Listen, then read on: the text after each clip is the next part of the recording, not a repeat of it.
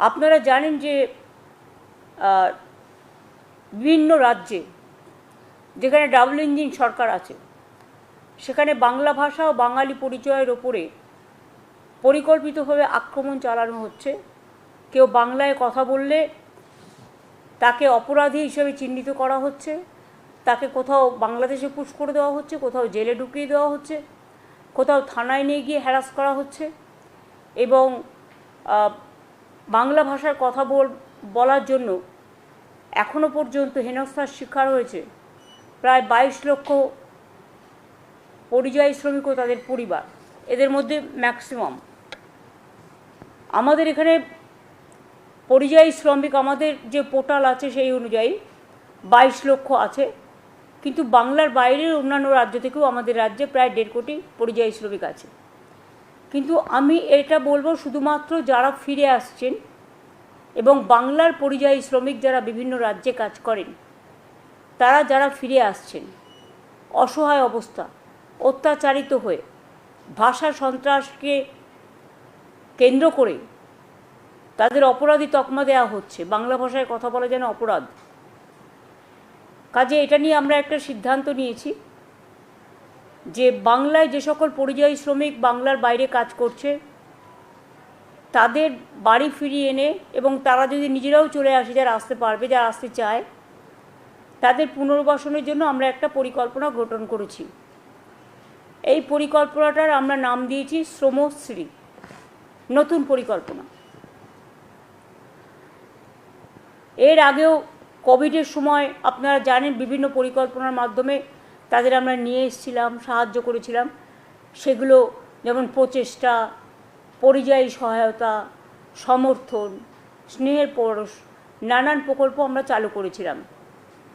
সারা দেশের অন্যান্য প্রদেশের লক্ষ লক্ষ মানুষকে আমরা বাংলার সম্মানের সাথে রাখি, কিন্তু বাংলার মানুষ, এমনকি অন্ধ্রপ্রদেশে আমি শুনলাম কালকে একজনকে খুন করে তার ডেড বডিটা পর্যন্ত দিতে দেওয়া হয়নি। প্রতিদিন এই জিনিস চলছে সারা ভারতবর্ষ জুড়ে। শ্রমশ্রী প্রকল্প কেন করছি তার কারণ হচ্ছে এই প্রকল্পের মূল উদ্দেশ্য পরিযায়ী শ্রমিকদের বাংলায় ফিরিয়ে আনা এবং তাদের জীবিকার জন্য, নিজের পায়ে দাঁড়ানোর জন্য সাহায্য করা। যারা ফিরে আসবেন এককালীন ভ্রমণ সহায়তা সহ আমরা 5,000 টাকা দেব। পুনর্বাসন ভাতা মানে আমরা ফিরে আসার পর 12 মাস মানে 1 বছর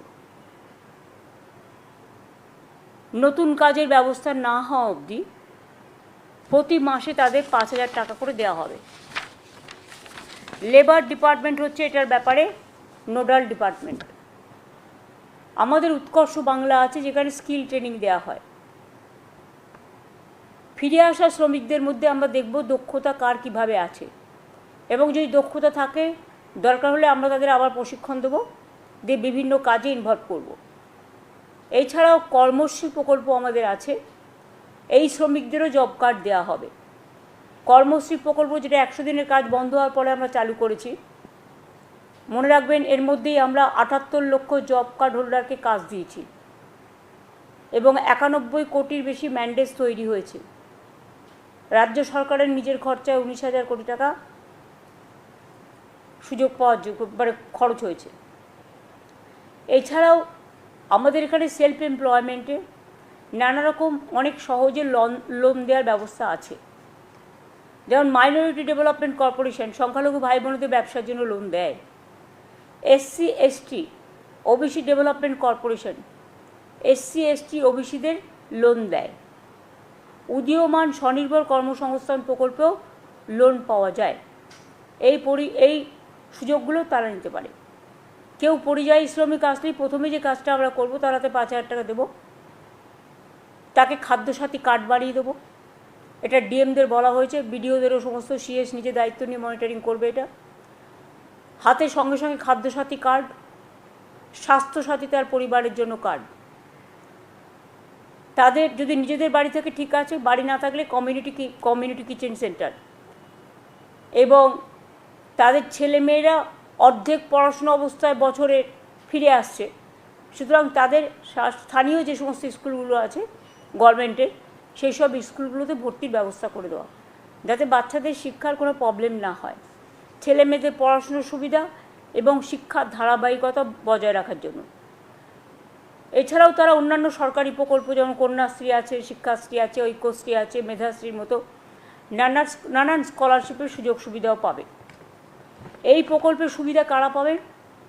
বাংলায় যে 22,40,000 পরিযায়ী শ্রমিক ভারতবর্ষের অন্যান্য রাজ্য এবং বিদেশে কাজ করছে, এবং যারা আমাদের পরিযায়ী শ্রমিক সংক্রান্ত যে পোর্টালে নাম নথিভুক্ত করেছেন, তারা এই শ্রমশ্রীর সুবিধে পাবেন।